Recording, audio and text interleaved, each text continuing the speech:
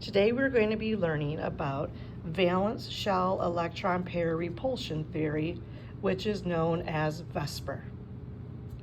We're going to use our understanding of how to draw Lewis structures, but we're going to take it a step further and put it in its correct geometry, or its correct format. In order to do this, we have to learn how to type our drawing. And typing it means we have to use A, B, and sometimes E. Every molecule that I'm going to ask you to draw for this assignment is going to have a central atom. That means you have to have 3 or more atoms in your drawing. But we do know that we have molecules that are only like diatoms where you don't have a central atom. And we know that these shapes are always linear. But when you get 3 or more molecules, they do some fun shapes. So let's look at water. I'm going to assume that you can draw the sketch of water. If you need assistance with that, look at my previous tutorials. A stands for the central atom. My central atom here is oxygen, so I write it as A. B stands for the number of bonded atoms. Here I have a hydrogen and hydrogen, both are bonded to oxygen. That means that I have 2 bonded hydrogens, B2. The E stands for the lone electron pairs on the central atom. So this pair here that's not bonded to anything, and this pair up here is also called lone electron pairs. And I have 2 sets of them, so I write it as E2. Anything that takes the type of AB2E2 will always have the same geometry or the same shape, and that shape is going to be known as bent. So if we were to take our molecules, our ball and stick situation here, and build it, we will learn that oxygen is always red and hydrogen is white. And so when I come in with my bonds and snap them together, this is the shape that it will take. And you can see that that shape appears to be bent. What we need to do for our format then is to put our oxygen in the center, but we do not put our hydrogens at 90-degree angles, but we actually bend them down and we move those 2 pairs of electrons, one to the upper left corner and one to the upper right corner. And this would be my final picture. If we were to look at methane, or CH4, this is my Lewis structure. My central atom here is carbon, so I have A. And then B is the number of bonded atoms to carbon.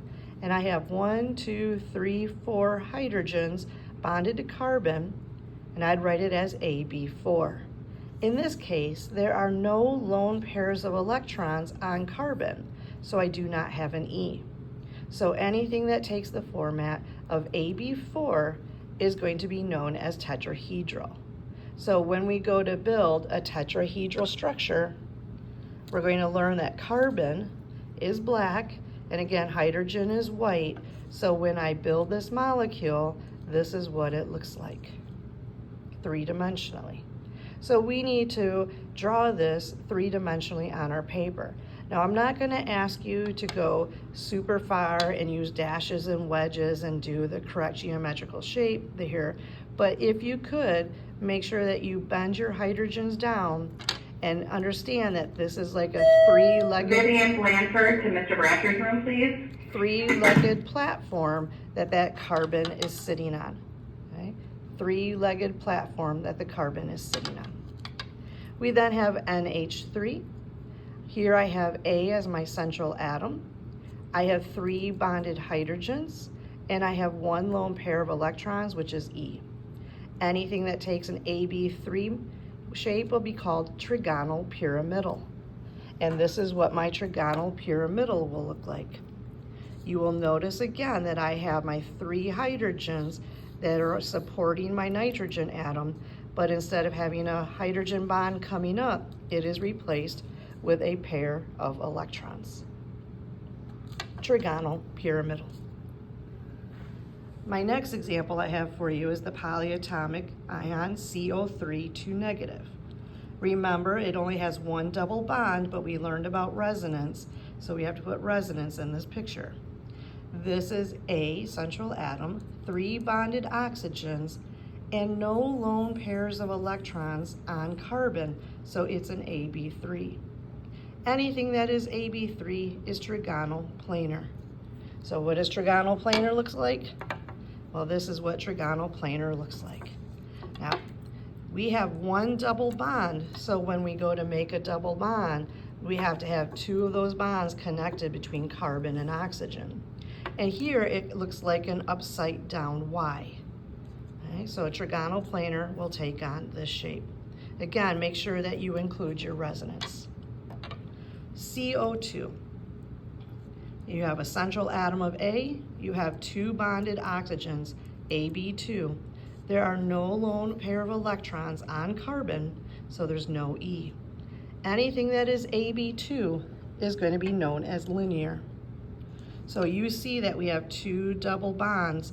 We have to make sure that we have a double bond and a double bond. And those 2 double bonds cause carbon and oxygen to go into a linear shape. So my initial structure and the geometry is the same here. And then the last one, NO2 negative. We have 1 double bond, 1 resonance, and a lone pair of electrons.